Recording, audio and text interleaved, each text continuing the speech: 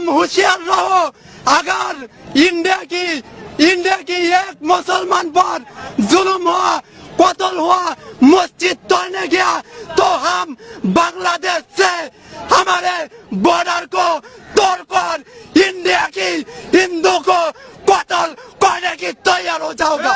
दो Islamic country India के border के ऊपर है। सो दो इस्लामिक कंट्रीज जो हैं उनको इंडिया ने मैनेज करना है। कत्ल करने की तैयार हो जाओगा। जो ये कमेंट्री कर रहा है, ये एक माइंडसेट है।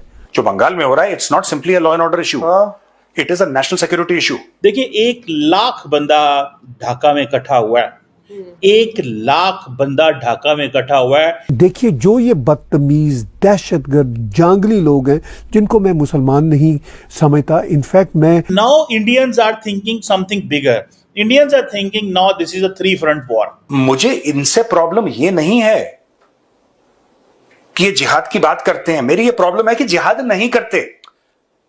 अरे तो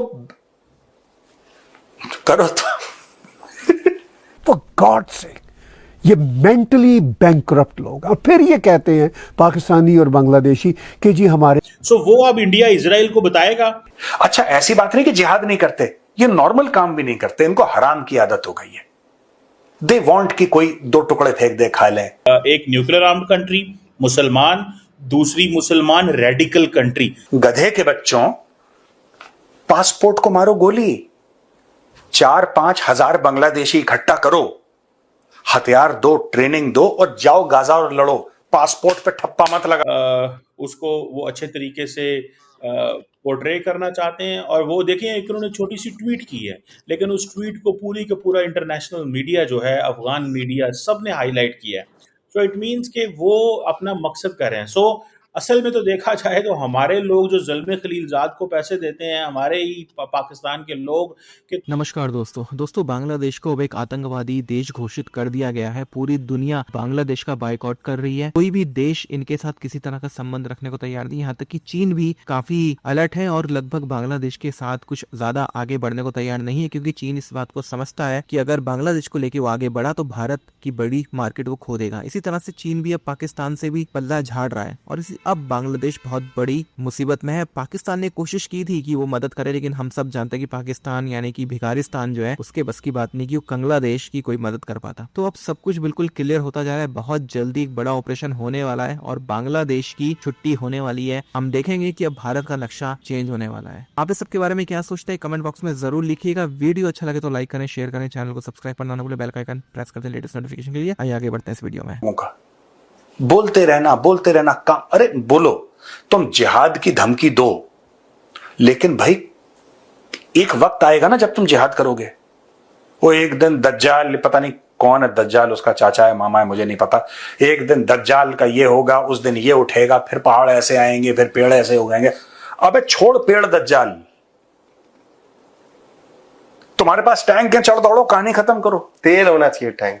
अरे फेंक के मार दो टैंक। मैं बता रहा हूं, अगर तेल नहीं है तुम्हारे पास, अच्छा इनके पास दुनिया भर का तेल भी आलम इस्लाम में, ये काम नहीं। वही मैं बता रहा हूं, जिसके पास है सर, जिसके पास पैसे हैं, हाँ, उसको सुना है आपने बकवास करते हुए? नहीं, इजिप्ट के पड़ोस में हो रहा है सर। हाँ, वो इतनी बकवास नहीं कर, वो कुछ भी नहीं बोल रहा। जॉर्डन कुछ भी नहीं बोल रहा, वो बल्कि ईरान की मिसाइलें मार दे रहा है। हाँ, सऊदी अरब है, चुप है, यूएई चुप, सऊदी इंगेज कर रहा है एक बार फिर से। हाँ, इनको बहुत दुनिया भर की जो, अच्छा मैंने देखा तो गरीब है ना, इनमें से देशों में से, मुस्लिम देशों में गरीब को बहुत ज्यादा खुजली है।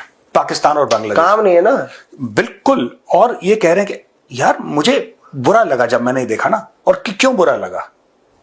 एक तो उनका ये सोचना कि भारत इजराइल के लिए डिप्लोमेसी करता है। और एक बात बताओ, 2 कौड़ी का देश बांग्लादेश, 2 कौड़ी का देश पाकिस्तान, इनके रिकॉग्नाइज करने से इजराइल मैक्सिमम पीएचडीज प्रोड्यूस करता है, फर्स्ट वर्ल्ड कंट्री है वो।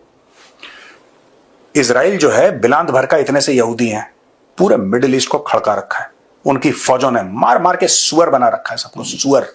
That is they have turn them into pigs. मार मार के हमास को उल्टा कर दिया उन्होंने, तबला बजा दिया हमास का। आज की तारीख में मुझे यही बुरा लगता है कि यार ये पासपोर्ट इजराइल के लिए नहीं है। ओ जीत गए। हाँ, गधे के बच्चों, पासपोर्ट को मारो गोली, 4-5 हजार बांग्लादेशी इकट्ठा करो, हथियार दो, ट्रेनिंग दो और जाओ गाजा और लड़ो। पासपोर्ट पे ठप्पा मत लगाओ। इनकी लड़ाई केएफसी का चिकन लूटने तक है। बस चोरी कर ली चिकन की। इनकी औकात उससे ज्यादा नहीं। अगर कोई बांग्लादेशी पाकिस्तानी चैलेंज उसकी औकात हो, गाजा जाके दिखा दे। अरे गाजा की फ्लाइट में बैठ के दिखा दे। नहीं, ये डंकी मार के ग्रीस में डूब जाएंगे। ग्रीस के सामने ना दिखते हैं वो पाकिस्तानी, 60 डूब गए, 50 हर हफ्ते डूबते हैं पाकिस्तानी। वहां तक जा सकते हैं, पाकिस्तानी गाजा तक नहीं पहुंच सकता। देखो ये कौम में जब जब ब्लड में मक्कारी है ना, ब्लड में जब मक्कारी है, बोलना है इन्होंने। अरे यार आप मत लिखो ये, आप ये सब मत लिखो पासपोर्ट में। पाकिस्तानियों को भी बोल रहा हूं कि जा सकते हो कि नहीं जा सकते, नहीं ये स्टेटमेंट मत दो। असल में जिहाद करते हो तो जाओ वहां पे। कितना दूर है? इजिप्ट जाओ, इजिप्ट तक तो फ्लाइट जाती है। इजिप्ट जाओ, आप लेबनान जाओ, पैलेस्टीन फ्लाइट जाती हैं, आप जाओ। किसने मना करा है आपको? जाओ वहां पे जिहाद करो। लंदन में जाके भीख मांग लेंगे और भीख मांगते मांगते जिहाद की बात करेंगे, लेकिन भाई ये कभी नहीं पहुंच पाएंगे। जर्मनी में भी मांग लेंगे, जर्मनी में, हर जगह, जापान में मांग लेंगे, लेकिन अभी तक गाजा नहीं पहुंच पाए। ना बांग्लादेशी पहुंच पाए गाजा, ना पाकिस्तानी पहुंच पाए। पहुंचे ना, किया ना जिहाद। केएफसी का चिकन लूट लिया, पिज्जा हट का वो तो पिज्जा, खुद ही के घर का लूट लिया ना इन लोगों ने। बाटा का जूता लूट लिया। हाँ, देखिए 1 लाख बंदा ढाका में इकट्ठा हुआ है। 1 लाख बंदा ढाका में इकट्ठा हुआ है इन सॉलिडारिटी विद गजा। अब इंडिया इसको कैसे देखता है? देखें, ये नरेंद्र मोदी और इंडिया के एंगल से इसको देखें। पहली बात, नरेंद्र मोदी जो हैं उन्होंने कोशिश की कि हम एक फ्रेंडली बांग्लादेश अपने साथ रखें।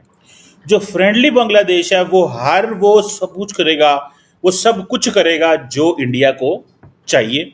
तो वो जो फ्रेंडली बांग्लादेश था वो तो काम नहीं हो सका। अब किधर जाएं, किसको कहें, क्या कहें? अब ये सोच जो है वो बदल गई है। अब मोहम्मद यूनुस कहता है मैंने इंडिया की सुननी नहीं है। अब वो जो ट्रांसशिपमेंट की जो पॉलिसी थी वो खत्म कर दी, उनको फारग कर दिया, छुट्टी कर दी उनकी। जब वो ट्रांसशिपमेंट की पॉलिसी को छुट्टी कर दी उनकी, तो अब बांग्लादेश को किस जाके मुंह से भारत कहेगा कि हम आपसे अच्छे ताल्लुकात रखना चाहते हैं? ना इस वक्त बांग्लादेश इंडिया से नॉर्मलाइजेशन करना चाहता है, ना इंडिया बांग्लादेश के साथ नॉर्मलाइजेशन करना चाहता है। दोनों एक दूसरे के ऊपर प्रेशर डाल रहे हैं, और उस जो प्रेशर है उसका फायदा कौन उठा रहा है? वो किसके हक में जा रहा है? वो इस्लामिस्ट फोर्सेस के हक में जा रहा है। इंडिया को ये चैलेंज ये है कि पाकिस्तान नेबरिंग कंट्री, हमारी तो डायरेक्ट देखे ना 77 ईयर्स का फ्यूड है। तो मुझे ये बताएं, हम तो एक सेकंड नहीं पीछे हटे। तो वो अभी एक टफ टाइम चल रहा था कि अब उनको एक नया चैलेंज उनके सामने आ गया, और वो चैलेंज क्या है? वो चैलेंज है जनाब बांग्लादेश का। सो 2 इस्लामिक कंट्री इंडिया के बॉर्डर के ऊपर है। सो 2 इस्लामिक कंट्रीज जो हैं उनको इंडिया ने मैनेज करना है। सो वो अब इंडिया इजराइल को बताएगा कि देखो ये क्या हो रहा है। उसको वो अच्छे तरीके से पोर्ट्रे करना चाहते हैं, और वो देखिए एक उन्होंने छोटी सी ट्वीट की है, लेकिन उस ट्वीट को पूरी का पूरा इंटरनेशनल मीडिया जो है, अफगान मीडिया, सब ने हाईलाइट किया है। सो इट मीन्स कि वो अपना मकसद कर रहे हैं। सो असल में तो देखा जाए तो हमारे लोग जो ज़ुल्म खलीलजाद को पैसे देते हैं, हमारे ही पाकिस्तान के लोग, कि तुम इमरान खान की हमायत में बोलो, तो वो जो इमरान खान की हमायत में बोलते हैं वो उसी अंदाज से वो पाकिस्तान को भी नुकसान पहुंचा सकते हैं कि जी देखें जी अब ये तो इस्लामिक स्टेट को वहाँ भेज रहे हैं। तो ये एक मैं समझता हूँ इट्स एन इम्पॉर्टेंट। तो चीमा साहब, ये आपकी नज़र में क्या डबल स्टैंडर्ड्स नहीं है कि जब पाकिस्तान ने उन्हें वेलकम किया या पनाह दी तब कोई शिकायत नहीं थी, और अब जब पाकिस्तान अपने ऑब्वियसली सिक्योरिटी कंसर्न्स की वजह से अब जो अनडॉक्यूमेंटेड जो माइग्रेंट्स हैं उनको वापस भेज रहा है तो शिकायत भी होगी, इल्ज़ाम भी लगने लग गए। और जब पाकिस्तान ने उस टाइम पनाह दी थी तब तो इंटरनेशनल कम्युनिटी जो थी वो खामोश थी, लेकिन अब जब वापस भेजने की बारी आई है तो हमने देखा कि इंटरनेशनल कम्युनिटी भी इस पर बात करी और काफ़ी। तो क्या ये आपके नज़दीक